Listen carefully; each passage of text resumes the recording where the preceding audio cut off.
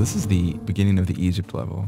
We were trying to sort of theme each of the chapters of Tomb Raider Anniversary around a sort of theme, and Egypt's theme sort of quickly turned into traps, became the sort of focus for the level. So this first area is trap-less as a sort of a soft lead into the level, but quickly we ramp up and have all sorts of nasties in this level to sort of thwart Laura at every sort of turn.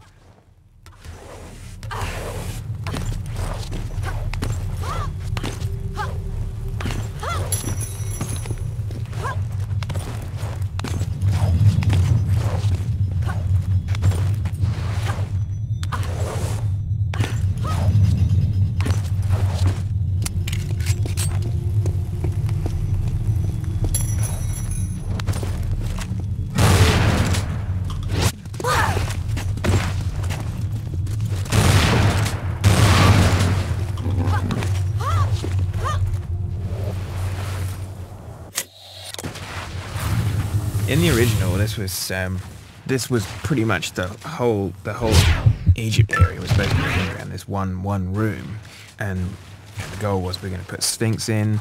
There's going to be a huge door at one side that's going to lead into the sanctuary of the Skion, where you're going to pick up the Skion, and that's going to be that. But I remember being slightly disappointed by the size of the Sphinx in the original one, and that shaped the later level to come. That's right. When we were remaking it, we sort of went and looked at the original, and it was sort of, as Toby was saying, they tried to cram a bunch of stuff in there, like, you know, the obelisk and the Sphinx and this giant door.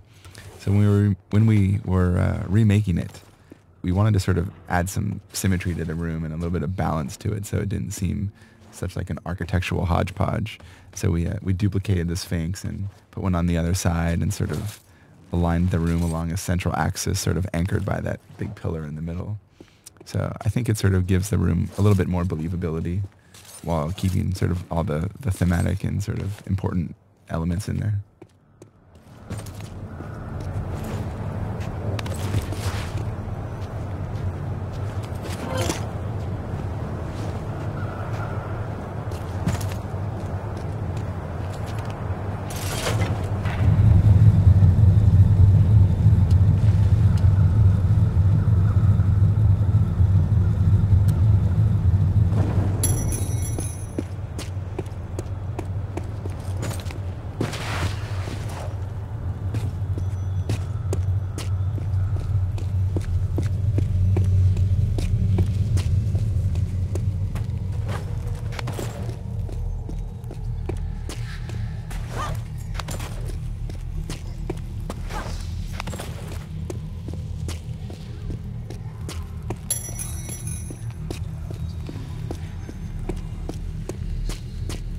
This room, literally in the original, I think was just sort of 4 blocks or something along each wall that you had to really, really imagine hard was supposed to be statues.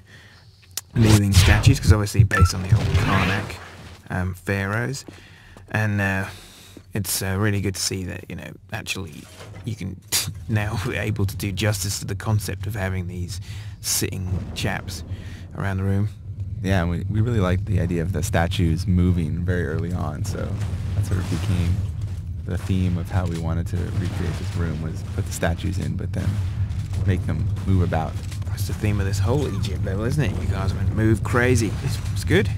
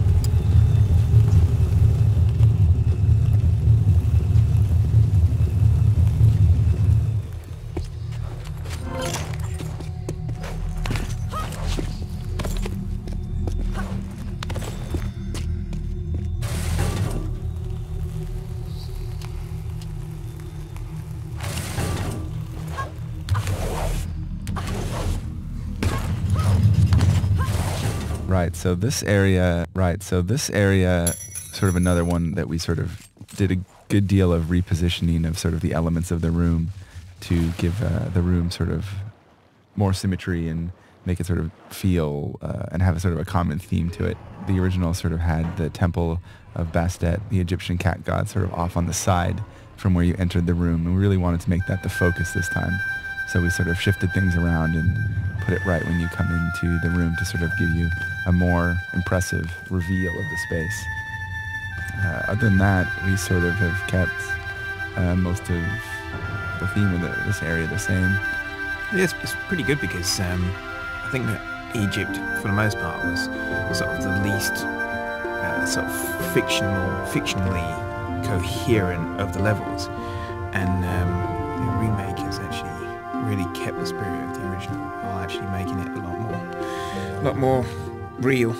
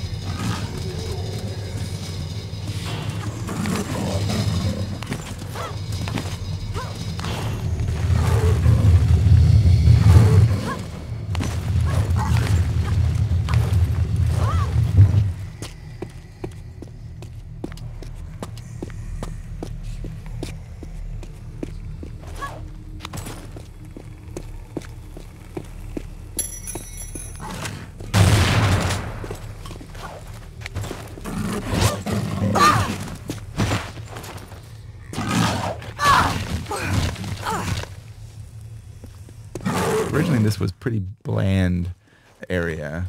It was just sort of an empty room, and then you worked your way up, and then there was another room with a bunch of sand in it. This was one of those state-changing rooms where sort of the entire room changed after you pulled some switch. In this case, the sand all fell down onto the bottom room. And Actually, the cunning thing was both rooms changed, right? oh, that's right, actually, yeah, because the top one isn't sand anymore. No.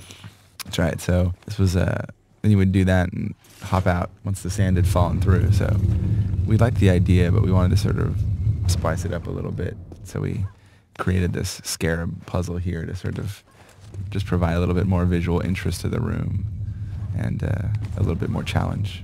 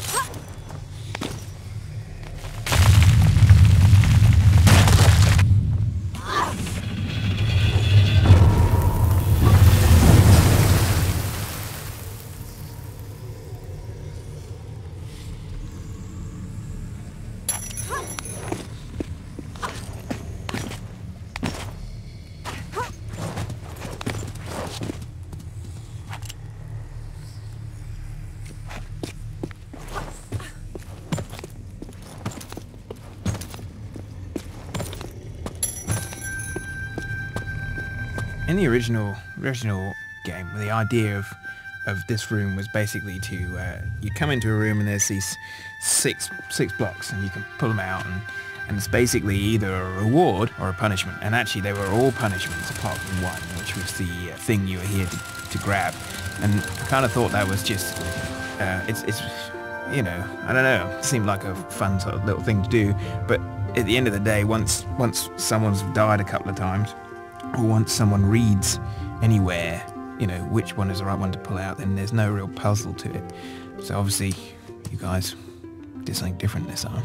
Yeah, we sort of wanted to, we kept the blocks and the sort of little side rooms off of it as a key to exiting the room, but we sort of added a combination lock type thing to the door, which sort of was our effort to both update the room and also to give fictionally sort of more meaning to actually getting through the room and getting into the next area, which is the big obelisk area. Sort of by making it more difficult to get into that area, it sort of gives more significance to the next part.